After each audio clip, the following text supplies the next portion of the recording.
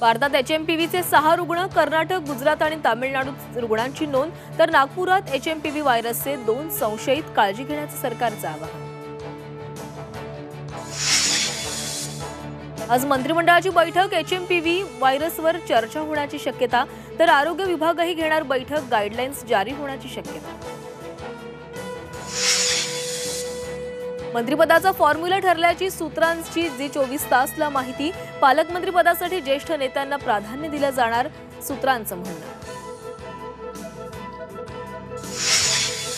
संतोष देशमुख कुटुंबीय मुख्यमंत्र्यांची घेणार भेट. आज संध्याकाळी सागर बंगल्यावर भेट घेणार. काही मागण्या मुख्यमंत्र्यांसमोर मांडणार.